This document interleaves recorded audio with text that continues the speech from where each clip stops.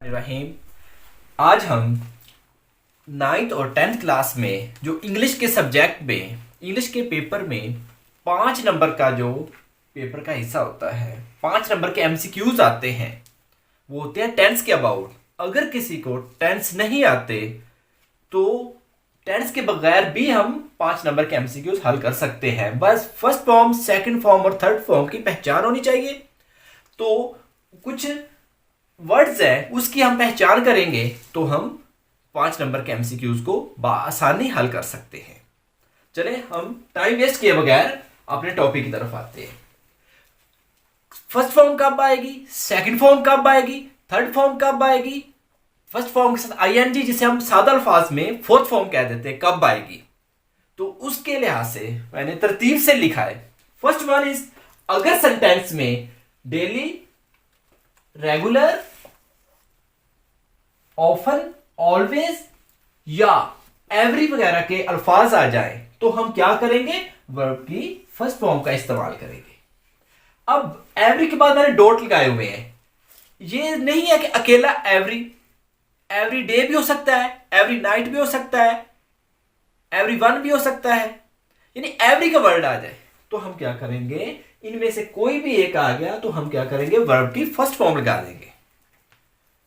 तो इसी तरह से अगर किसी कुदरती चीज का, सपोज दैट नाइन्थ और टेंथ में 2 एमसीक्यूज आते हैं, या सन वाला आता है या अर्थ वाला। मिसाल के तौर पर स्क्रीन पे आप देख सकते हैं सेंटेंस कैसे आ जाता है, the earth dash around the sun. अब इसमें नीचे लिखा होगा रिवॉल्विंग, रिवॉल्व्स, रिवॉल्व्ड, तो हम क्या लगाएंगे, रिवॉल्व्स, यानी कि फर्स्ट फॉर्म के साथ एस या यस का इजाफा होता है। बस हम यूं कह सकते हैं कि जब अर्थ या सन के बारे में बात आ जाए या वो वाला सेंटेंस आ जाए अर्थ या सन वाला, तो हम एस वाली फॉर्म लगा देते हैं, यानी फर्स्ट फॉर्म के साथ एस का इजाफा कर देते हैं, एस या यस का। अब आते हैं हम, अगर सेंटेंस में यस्टरडे, अगो या लास्ट वगैरह आ जाए तो हम क्या करेंगे, वर्ब की सेकंड फॉर्म इस्तेमाल करेंगे। यानी लास्ट के बाद डॉट लगाएं, यानी last night, last minute, last second, यानी लास्ट का जिक्र आ जाए, या यस्टरडे या अगो, इनमें से कोई भी आ जाए तो हम क्या करेंगे, उस सेंटेंस में वर्ब की सेकंड फॉर्म इस्तेमाल करेंगे। जैसा कि आप स्क्रीन पे देख सकते हैं, it dash to rain an hour ago. इसमें क्या है, अगो आया है। अब अगो क्या बता रहा है, वर्ब की सेकंड फॉर्म आएगी। नीचे ऑप्शन क्या दिए, began, begin, begins, will begin, तो हम क्या लगाएंगे, सेकंड फॉर्म ऑफ वर्ब, यानी कि first option, A option, began लगाएंगे। इसी तरह से हाँ, एक और बात, कुछ सेंटेंस इंट्रोगेटिव होते हैं ये, और उसमें यस्टरडे, लास्ट, अगो आता है और फर्स्ट फॉर्म आ जाती है। स्टूडेंट कहते हैं आपने तो कहा सेकंड फॉर्म आएगी, क्योंकि इनके इंट्रोगेटिव में डिड का इस्तेमाल होता है, और डिड के बाद क्या होता है, फर्स्ट फॉर्म आती है, यानी कि can, could, did, may, must, इनके बाद विल, शैल, इन सब के बाद क्या होती है, वर्ब की फर्स्ट फॉर्म आती है। थर्ड वन इज, अगर सेंटेंस में ऑलरेडी या येट वगैरह आ जाए तो क्या होता है, हैज या हैव के बाद थर्ड फॉर्म ऑफ वर्ब इस्तेमाल करते हैं। ही, शी, इट या कोई सिंगुलर नेम होगा तो हैज वरना हैव, और उनके बाद थर्ड फॉर्म इस्तेमाल होगा। इसी तरह से हाँ, has, have, had, will have, shall have, ये एक्टिव के हो या पैसिव के हो, इनके बाद वर्ब की थर्ड फॉर्म इस्तेमाल होती है। और फोर्थ वन, अगर सेंटेंस में एट प्रेजेंट या नो वगैरह आ जाए, एट प्रेजेंट या नो, तो क्या होता है, इस एमआर में से कोई एक आएगा और फोर्थ फॉर्म ऑफ वर्ब, यानी कि चौथी फॉर्म, यानी कि फर्स्ट फॉर्म के साथ आईएनजी, यानी कि ही, शी, इट या कोई सिंगुलर नेम होगा तो इसके बाद आईएनजी वाली फॉर्म, यानी फोर्थ फॉर्म। अगर आई होगा तो एम, और इसके अलावा बाकी सबके साथ आर आएगा और plus fourth form of verb. और इसी तरह से फिफ्थ वन, अगर सिंस या फॉर के बाद वक्त का जिक्र आ जाए तो हैड बीन के बाद फोर्थ फॉर्म ऑफ वर्ब लगाते हैं। अगर फोर्थ हैड बीन के बाद फोर्थ फॉर्म का जिक्र ना हो, यानी कि हैड बीन ना आए, तो फिर क्या करते हैं, फिर हैज बीन या हैव बीन में से कोई एक लगाएंगे। अब हैज बीन किसके साथ लगेगा, ही शी इट या कोई सिंगुलर नेम होगा तो हैज बीन लगेगा, और बाकी सबके साथ क्या लगेगा, हैव बीन लगेगा। जैसा कि इसकी एग्जांपल आप स्क्रीन पे देख सकते हैं, he dash in the sun for an hour. अब फॉर के बाद वक्त का जिक्र है, फॉर के बाद वक्त का जिक्र है, तो हमें फॉर क्या बता रहा है, फॉर के बाद वक्त का जिक्र हो तो हैड बीन का इस्तेमाल करते हैं। देखो इनके क्या है, standing, was standing, have been standing और हैज बीन स्टैंडिंग। तो क्या हुआ, इसमें हैड बीन नहीं हुआ है, तो फिर हम हैज बीन या हैव बीन में से देखेंगे। अब हैज लगेगा या हैव लगेगा, देख सकते हैं कि क्या है, ही है सब्जेक्ट, तो ही के साथ हैज बीन लगेगा। और इसी तरह से 6 की तरफ आते हैं। अगर बाय के बाद, इधर था सिंस या फॉर के बाद, इधर है बाय के बाद वक्त का जिक्र आ जाए तो विल हैव या शैल हैव के बाद थर्ड फॉर्म ऑफ वर्ब इस्तेमाल करते हैं। आई हुई के साथ शैल हैव और बाकी के साथ विल हैव आएगा।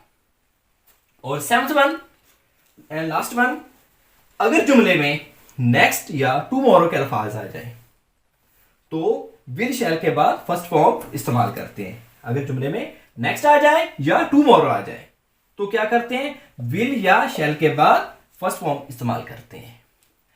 और इसके अलावा कुछ और रूल्स हैं कि जिसको हम कंडीशनल सेंटेंस कहते हैं, तो उसके बारे में भी बताता हूं। और याद रखिएगा ये 7 मोस्ट इंपॉर्टेंट है, आप स्क्रीन पे देख सकते हैं जितने का मैंने जिक्र किया, ये 7 रूल्स लिखे हैं। और आप ये देख सकते हैं, बोर्ड का पेपर है, बहावलपुर बोर्ड का ले लेते हैं, उसमें आप देख सकते हैं कि क्या है, ये सारे इसी पे डिपेंड कर रहे हैं, इन्हीं में से आ गए हैं। और एक्स्ट्रा यानी कि जो अब 2-3 रूल रह गए हैं वो भी मैं लिखने लगा हूं, यानी कि हमारे 5 नंबर का जो एमसीक्यू इधर से पकड़े उधर से पकड़े तो हमारे 5 के 5 एमसीक्यूज पहले हल हो जाएंगे। और इंशाल्लाह ताला नेक्स्ट हम जो लास्ट वाले जो 5 आते हैं ग्रामर का हिस्सा, वो नेक्स्ट लेक्चर में करेंगे। लेकिन अब हम आते हैं अगले जो रूल्स हैं जिसमें कंडीशनल सेंटेंस आते हैं, उनकी तरफ आते हैं। तो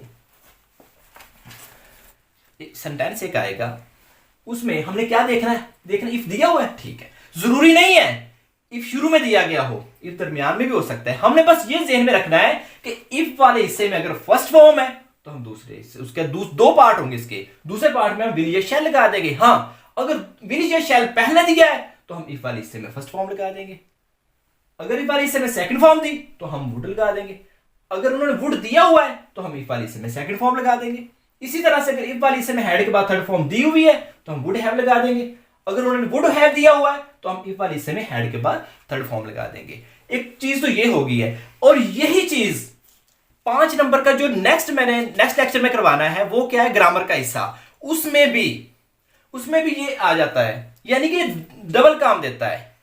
अब वहां ये एक चीज ये पूछी जा सकती है, दूसरा उधर लिखोगे एक sentence, this is a conditional sentence, first type है, सेकंड टाइप है, थर्ड टाइप है, तो ये क्या होगी, अगर विल शैल आ जाएगा, अगर विल या शैल आ जाएगा तो क्या होगी फर्स्ट टाइप, अगर वुड का इस्तेमाल होगा और इफ वाले हिस्से में सेकंड फॉर्म होगी तो ये सेकंड, अगर हेड के बाद थर्ड फॉर्म होगी तो थर्ड टाइप, यानी फर्स्ट फॉर्म है तो फर्स्ट, सेकंड फॉर्म है तो सेकंड टाइप, हेड के बाद थर्ड फॉर्म है तो थर्ड। इधर से भी विल शैल है तो फर्स्ट, वुड है तो सेकंड, वुड हैव है तो थर्ड।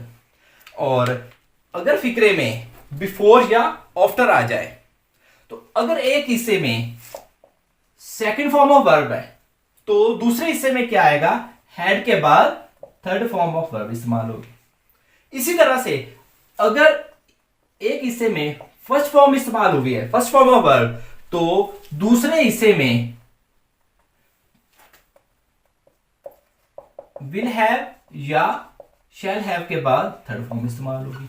यानी कि अगर पास्ट इंडेफिनेट हो तो पास्ट परफेक्ट, अगर प्रेजेंट इंडेफिनेट हो तो फ्यूचर परफेक्ट।